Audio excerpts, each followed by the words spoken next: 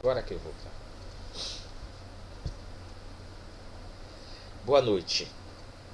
Como a gente vem fazendo nos últimos dias, nós vamos iniciar mais uma palestra online, aproveitando esses momentos para utilizar da tecnologia e continuar levando a mensagem do nosso trabalho a todos aqueles que se predispuserem a assistir.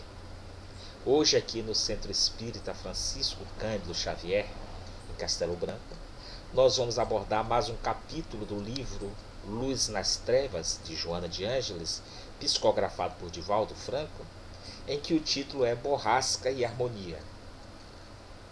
Naquele pequeno reinado, o rei instituiu um concurso de beleza, em que os artistas deveriam expressar, através da pintura, os quadros que mais expressassem a harmonia, a tranquilidade e a paz. E aí estendeu o convite a todas as regiões do reino. E no dia do concurso, apareceram artistas de todas as partes, com os mais diversos quadros. Alguns deles expressavam o amanhecer, aquele nascer do sol entre as nuvens com aquelas cores fulgurantes, cercados por árvores, onde via-se passarinhos voando, flores nos campos. Era um quadro de extrema beleza. O outro artista resolveu expressar essa mesma beleza, só que no entardecer. O pôr do sol sobre o mar espelhava como que no espelho da água aquelas cores fulgurantes, avermelhadas, com tons amarelados, em que antevia a chegada do anoitecer. Era também um outro quadro de extrema beleza. Um terceiro quadro, aquele ator resolveu pintar o céu, cheio de estrelas, tendo a lua ao fundo e algumas sombras de árvores, que no conjunto também expressavam extrema beleza. E haviam vários quadros, cada um mais bonito que o outro, o que tornaria difícil a escolha daquele que mais expressasse a harmonia, a tranquilidade, a paz.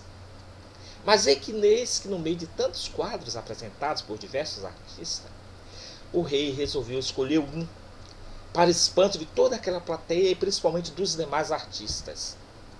E o que é que expressava esse quadro? Expressava um mar revolto, com ondas volumosas, chocando-se contra as rochas, e aquele céu nublado. Era um quadro meio escuro pela própria característica violenta do tempo que ali se expressava. Um tempo de tempestade, onde que tudo parecia esconder a beleza da natureza. Mas eis que no meio daquela tempestade, entre as rochas, chamava a atenção nesse quadro, um casal de gaivota, que ali estava no ninho e parecia alheio a toda aquela tormenta ao seu redor. Esse casal de gaivota cuidava de alguns filhotes que tinham acabado de nascer. E eles protegiam com toda aquela firmeza de suas asas aqueles filhotes da tormenta que se manifestava ao seu redor. Mas olhando bem o quadro, o casal de gaivota expressava a tranquilidade. E como que uma confiança de que mais cedo ou mais tarde, aquele processo que fazia parte da natureza, iria amainar e a tranquilidade retornaria. Mas ele, no meio daquela tormenta toda, aquele singelo casal de aves se mantinha tranquilo, zeloso no cuidado dos seus filhotes. E aí o rei explicou o porquê tinha sido aquele quadro escolhido. É que os demais expressavam realmente beleza, mas não expressava o contraste entre a beleza e as manifestações, muitas vezes ruidosas, da natureza. Em que nos momentos de tempestade, de tormentas, é quando a tranquilidade e a paz se faz mais necessária e ela se manifesta com mais força. E ele explicava que justamente aquele casal de gaivotas, naquele momento em que a natureza parecia revoltada, eles se mantinham tranquilos, confiantes de que aquele momento iria ser superado. A gente vê no nosso dia a dia, não só nos momentos atuais, mas ao longo de todas as etapas de nossas vidas, inúmeros momentos tormentosos em que as tempestades parecem desabar sobre cada um de nós e parece que vai nos levar ao desespero. A gente não consegue enxergar a beleza que parece ter sido escondida pelas nuvens escuras, pelos barulhos das trovoadas, dos raios, trovões. E é quando, nestes momentos, nós devemos e somos chamados a ter a confiança de que aquela tempestade vai ser aplacada. Que sempre depois daqueles momentos tormentosos virá a bonança. Que aquilo faz parte de um processo da natureza em que, depois de todo aquele torvelinho, de toda aquela agitação, a própria natureza se renova. Nos nossos íntimos, todos os processos tormentosos em que entramos em torvelinhos, eles nos convidam à renovação. Renovação das nossas energias, mas que só é possível quando fazemos o esforço de obtermos a tranquilidade, a serenidade necessária para entender o fenômeno em si e principalmente encontrar as energias necessárias para superá-lo. E aí entra não só o desejo de superá-lo, mas principalmente a confiança de que pode superar. Em todo o processo da vida, Deus está no comando. Nada que nos acontece sem um propósito definido. E nesse comando está o seu imediato, mais próximo de todos nós, Jesus. Jesus que nos direciona para a confiança, a esperança e a certeza de que, após a tempestade, virá a tranquilidade e principalmente a renovação. A renovação das energias, a renovação da atmosfera interior de cada um, a renovação que nos permite readquirir, reoxigenar no nosso íntimo e readquirir as forças necessárias para, superado aqueles obstáculos, empreender novas atividades. É por isso que Jesus está sempre no comando e ele deixou isso bem claro quando ele disse que ele era o pastor e todas as ovelhas iriam ser protegidas porque estariam seguras no seu aprisco. E mesmo aquelas que transgredissem, que se sentissem desalojadas, desarrumadas, ele estaria ali prontos a apacentá-las, cuidá-las. E Jesus manteve essa tranquilidade em toda a sua trajetória de vida entre nós, quando enfrentou inúmeras tempestades.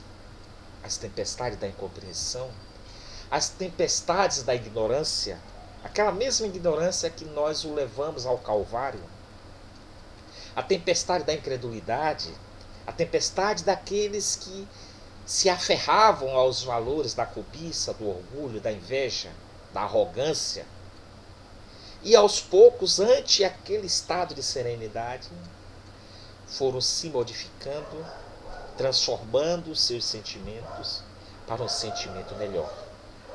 E Jesus, mesmo nos momentos de culminância da sua existência, naquele momento da crucificação, ele manteve a tranquilidade suficiente e principalmente a confiança de que aqueles obstáculos seriam superados. E essa confiança porque ele cria no Pai, cria na justiça divina e sabia que todo aquele processo era um processo transitório. Mas era um processo que fazia parte da própria trajetória com o qual ele se propôs a realizar a sua caminhada entre nós, para que, a partir daqueles momentos da tempestade, aquelas tempestades existenciais, contextuais, em que nós participávamos, elas nos servissem de processos de renovação. Renovação dos nossos conceitos de vida. Porque foi a partir daqueles momentos tormentosos que nós começamos a despertar para a consciência do próximo, para perceber a necessidade da harmonia, da convivência pacífica, da comunhão de interesses para o benefício de todos. A partir daquele momento em que nós nos encontrávamos em torvelinhos, começamos a nos redescobrir com a confiança de que poderíamos superá-lo e, consequentemente, a partir da superação desses obstáculos, modificarmos as nossas condutas. E para isso, como eu já disse em outras ocasiões, é preciso a confiança, a persistência e a certeza de que não existem obstáculos intransponíveis desde que nós nos predispusermos a superá-los. Eu lembro bem de um filme, O Invencível, em que o personagem, e é baseado em história real, era um aviador e também um atleta, Luiz Zamperini. Nasceu em 1917 e desencarnou em 2014. E a trajetória de Luiz Zamperini foi de superação de obstáculos. Primeiro ele teve que superar os obstáculos, porque ele era um corredor, mas ele tinha que superar o favoritismo dos seus colegas de escola. Depois ele, superando essa etapa, ele avançou para o obstáculo maior, participar de uma Olimpíada em pleno período anterior à Segunda Guerra Mundial, de 1936, em Munique. E lá ele não foi o campeão, mas foi o mais veloz e acabou merecendo o reconhecimento de todos, inclusive do próprio ditador Adolf Hitler. Mas Zamperini veio à guerra. Zamperini era um aviador, tenente aviador, e pilotando um avião com alguns companheiros, esse avião caiu no Oceano Pacífico. E dos 6 companheiros, 3 se salvaram. E ele passou vários dias no mar com esses 2 companheiros, 3 com ele. Mas aí havia já um outro obstáculo, o obstáculo da necessidade da sobrevivência. Mas naquele momento de tormenta, de quase que desalento, ele descobriu a importância da comunhão das forças entre eles 3 para que pudessem superar, e no caso essa superação era a sobrevivência. Passaram-se várias semanas no mar e um dos 3 companheiros veio a desencarnar. Ficaram 2. E aí eles foram encontrados por um piloto japonês e levados para um campo de prisioneiros numa ilha do Pacífico. E lá ficou um bom tempo, superando outros obstáculos das torturas, até que foi transferido para o Japão. E lá no outro campo de prisioneiro, ele teve que ser submetido e ser colocado à prova toda aquela sua convicção de que, pelo desejo que ele tinha de querer sobreviver, ele foi colocado à prova para se auto-superar ante aquelas atrocidades. No resumo do filme, acabou a guerra e Zamperini retornou aos Estados Unidos. Mas ele tinha no seu íntimo, era natural, aquele processo de revolta, porque ele passara praticamente 5 anos, nos últimos 5 anos em que ele esteve na guerra, prisioneiro, sofrendo as maiores atrocidades. E aí conta que um dia ele estava assistindo a um culto, ele era evangélico, e numa das palavras do sermão, o pastor falou do perdão das ofensas, da necessidade que nós tínhamos de compreender os outros para superarmos as ofensas em nós mesmos. E a partir daí ele começou a se modificar. E aí conta que ele passou a se dedicar cada vez mais à caridade, a auxiliar aquelas outras pessoas. E ele tinha em si o desejo de perdoar aqueles que foram seus algozes, mas não sabia como. Porque aquilo era a sua tempestade interior, era a sua desarmonia, era a sua borrasca. E ele precisava justamente encontrar a harmonia. Mas para isso era preciso superar o último obstáculo, que seria o perdão daqueles que o tornaram prisioneiro e que cometeram para si as maiores atrocidades. E aí conta que em 1998 nas Olimpíadas dos Jogos de Inverno em Nagano, no Japão, foi Zamperini chamado a carregar a tocha olímpica como um gesto de boa vontade dos Estados Unidos com o Japão, mas principalmente para ele, como um gesto de que ele estava se reconciliando com seus antigos algozes. Até porque ele encontrou vários daqueles soldados japoneses que o tinham cometido tortura enquanto ele estava prisioneiro, assistindo aos Jogos Olímpicos. Já não havia mais guerras, mas ainda havia a guerra interior que era preciso superar.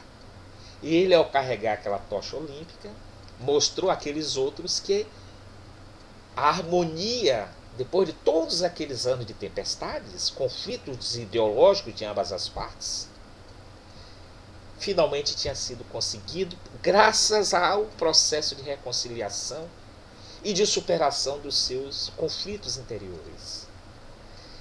Um dos seus principais algozes, que seria o cabo eu não lembro bem o nome, não sei falar japonês, mas era o mentor das suas torturas, não compareceu às Olimpíadas e continuou naquele processo de conflitos interiores, de tempestade, porque não acreditava que pudesse superar. E Zamperini superou e desencarnou em 2014 com tranquilidade, com a consciência do dever cumprido. A gente sabe, a vida nos ensina, e o Espiritismo nos ensina de uma forma bem didática, que toda renovação exige sacrifício. Que todo o processo de transformação exige que saiamos do clima de tempestade para o clima de harmonia. Mas que essa harmonia primeiro se manifesta no desejo que nós temos de querer sair daquela situação.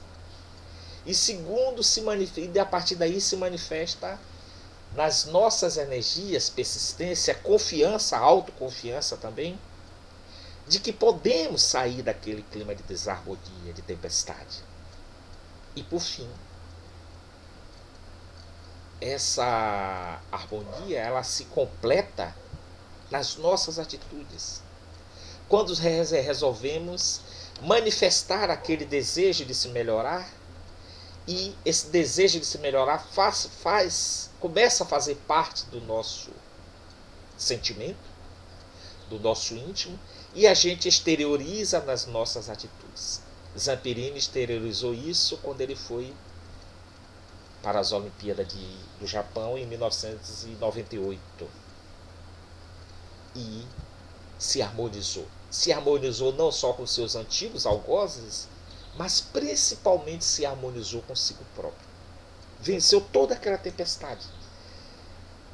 Para que ele vencesse, lhe foi exigido os mais diversos sacrifícios, não apenas físicos, mas os sacrifícios existenciais, aqueles em que nós somos compelidos a renovarmos o nosso estado interior, em que nós passamos por um processo de reeducação, como diz Joana de Ângeles, de reeducação dos nossos sentimentos, em que, através desses obstáculos que a princípio parecem intransponíveis, somos convidados à autorreflexão para que exerçamos o otimismo e a confiança de que podemos sair daquela situação.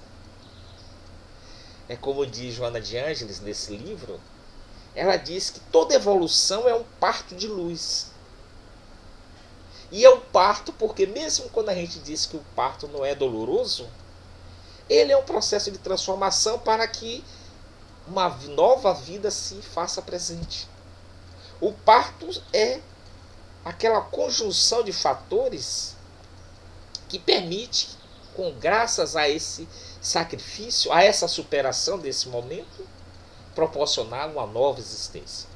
Quer seja a existência física, falando do parto físico, quer seja a existência interior, quando nós, com sacrifício, com esforço, com persistência, com superação, fazemos renascer em nós um novo homem, um novo conceito de vida, uma nova maneira de se relacionar com a própria vida. Mas isso exige sacrifício. Isso é um processo constante de renovação em que temos que ter os elementos da paciência, da persistência e principalmente da confiança. Porque é graças a essa confiança que podemos seguir adiante. E, como em outras etapas da história, a gente, mais uma vez, é convidado a exercer essas qualidades para que superemos as nossas dificuldades. As tormentas atuais, elas são convite a essa reflexão sobre o que fizemos e principalmente o que estamos fazendo. E do que estamos fazendo, o que iremos fazer mais adiante. Então é preciso, e aí a justificativa do processo de renovação, é preciso que aproveitemos o momento atual para que analisemos o que estamos fazendo e do que estamos fazendo irá resultar no futuro. E como a gente quer que o futuro seja melhor do que o presente, a gente tem que trabalhar as estruturas do presente para que criemos as condições necessárias para um futuro mais venturoso, para um futuro de harmonia em que não precisemos repetir os momentos de tempestades pelos quais estamos passando. E aí entra a confiança de quem está no comando. No nosso comando está Jesus. E no comando de tudo na vida está o Pai, o Criador, Deus. E como Deus é justiça, nada que nos acontece por acaso. Tem sempre um processo que vai nos levar ao caminho da renovação. É por isso que aquele menino, ele falava ao pai. O pai era o comandante do navio e o navio estava no meio de uma tempestade. E todos aqueles demais tripulantes estavam apavorados com aquelas ondas imensas e o navio que parecia que iria só sobrar a qualquer momento. E os outros tripulantes, vendo aquele menino tranquilo que parecia alheio àquela tempestade, ao contrário, ele estava atento, tomando as devidas precauções, perguntaram: por que é que você está tão tranquilo? E ele, como confiava no pai, que era um exímio comandante, ele disse: porque meu pai está no comando do navio. E a gente, na embarcação de nossas vidas, nesse mar revolto que é a própria humanidade, com seus conflitos, a gente deve ter a tranquilidade necessária sem se descurar das devidas precauções, do cuidado da nossa existência, o cuidado com as ferramentas no qual o nosso corpo, a nossa reencarnação é a principal ferramenta de trabalho. Mas devemos ter a tranquilidade e a confiança de entender que, nesse processo, o comandante é Jesus. E como Jesus é um exímio comandante, por mais que o mar esteja revolto, ele vai conduzir a embarcação do planeta, da Terra, da humanidade, a um porto seguro. E a gente observa que esse porto seguro, ele nos convida a ajudá-lo a construir.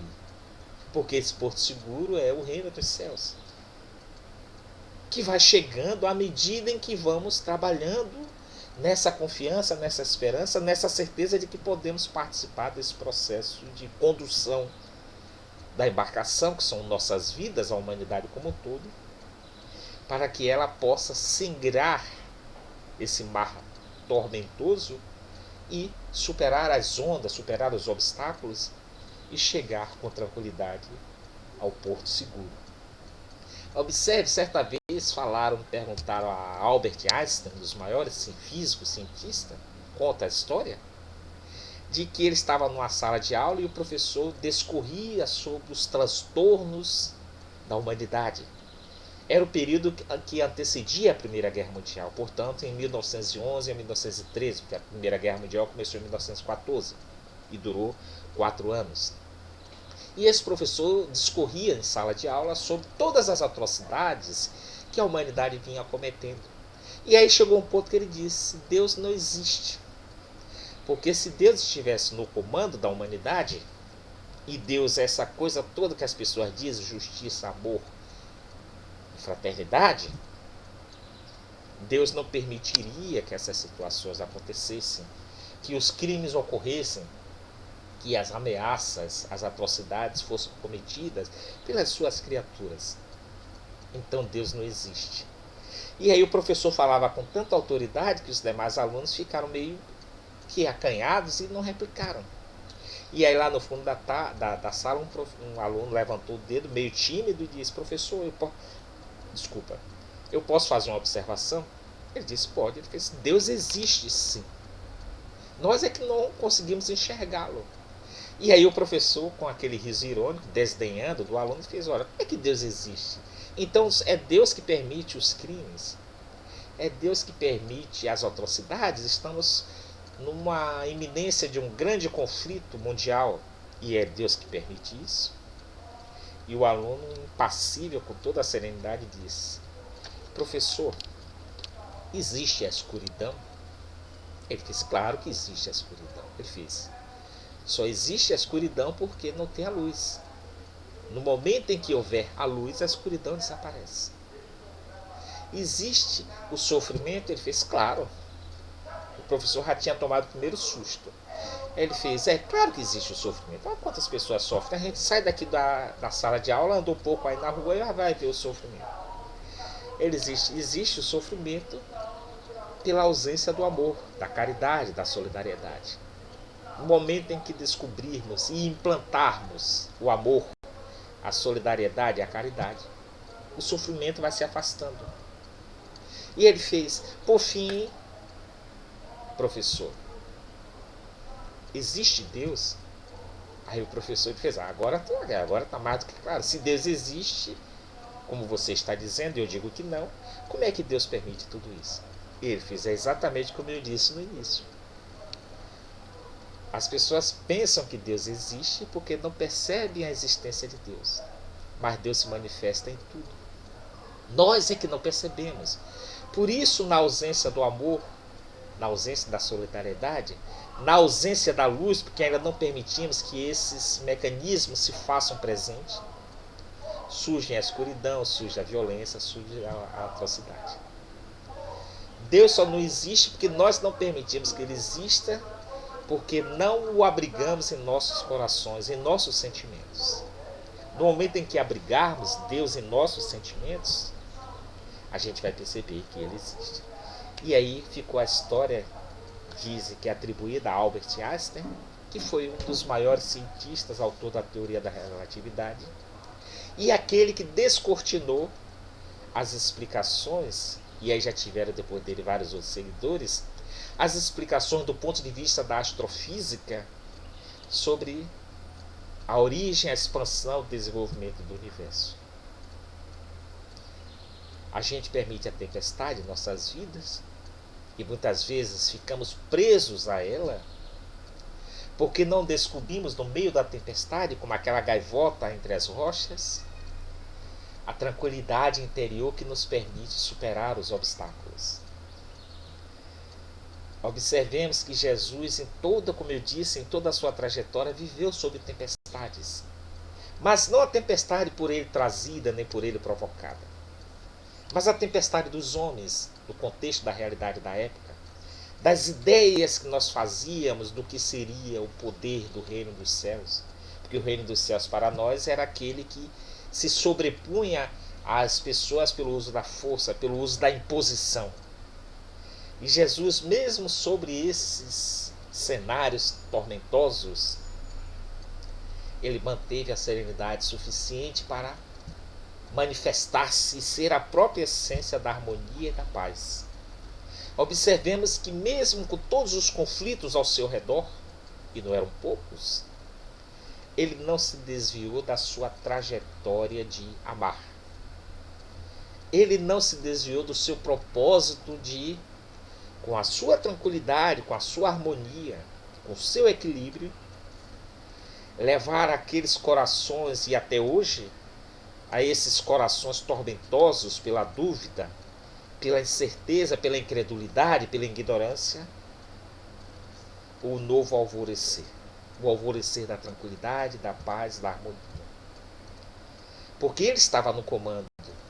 Mas ele, mesmo sendo comandante de toda a situação, e é o comandante de toda a situação, ele olha para o céu e diz: O Pai é o comandante de tudo. Nada que acontece no mundo, nem uma folha que caia das árvores, por menor que seja, passa despercebida do Pai, que é o Criador de tudo, que é a razão da própria vida. Então devemos confiar mais, ter a certeza de que há um comando em todas as situações pelo qual passamos. Há um propósito, e esse propósito se manifesta na justiça divina, que por sua vez é o amor em manifestação. É o amor que, muitas vezes incompreendido pelas dores, pelos conflitos, mas que nos levam a descobrirmos o imenso potencial que cada um traz dentro de si, que é o potencial da superação, que é o potencial do desejo de transformar o presente em um futuro melhor. A confiança. Para encerrar, eu lembro de uma história bem singela. Aqui havia aquele dia que parecia que era um prenúncio de uma grande tempestade. O céu fechou-se com nuvens densas. E aí, raios e trovoadas, relâmpagos a todo instante, anunciavam um tempo de chuva. E aquela mãe preocupada com a filha, ela foi buscar a filha na escola para poder voltar para o abrigo de casa. Quando chegou na escola, ela viu a filha na calçada esperando. Mas a cada relâmpago que se manifestava entre as nuvens, a filha olhava para o céu e dava risada. E a mãe ficou observando aquilo, um relâmpago um atrás do outro, e a filha sempre olhava para o céu e dava risada. Em determinado momento, essa filha chegou para a mãe e disse: minha mãe, ajeite aqui meus cabelos, tudo, que eu quero estar bem bonita. E aí, nesse momento, um outro relâmpago, ela olhou para o céu e deu risada. E a mãe perguntou: minhas filhas, com esse tempo todo de tempestade, vamos embora. Por que você olha tanto para o céu e dá risada? Você não sente medo? Ela fez: que medo que nada, minha mãe. Eu tô achando bonito. Porque é Deus lá em cima tirando o retrato. E eu quero sair bem no retrato. A ingenuidade dessa criança mostrava que, mesmo naqueles momentos que aparentemente eram de conflitos da natureza, havia momentos belos. E ela enxergava o belo, ela não enxergava o conflito em si. Do conflito que ela via, ela tirava lições de tranquilidade, de beleza. E aí ela sempre olhava para o céu e era como que agradecendo aqueles raios, porque era o momento na visão dela que ela poderia ser fotografada por Deus e ela queria estar bem na foto. Nós temos também que estar bem na foto da nossa existência. E para estarmos bem na foto das nossas existências, devemos espelhar em nosso íntimo a tranquilidade, a certeza de que mesmo entre raios e trovões que se manifestam, que fazem parte do processo da natureza, e os raios e trovões dos nossos íntimos, que fazem também parte da nossa natureza transformadora, nós devemos extrair as lições necessárias para que estejamos bem na foto, confiante de que, mesmo nos momentos de crise e de conflito, após a tempestade, virá a bonança. Uma boa noite para todos, que a paz de Jesus esteja com todos nós. Que assim seja.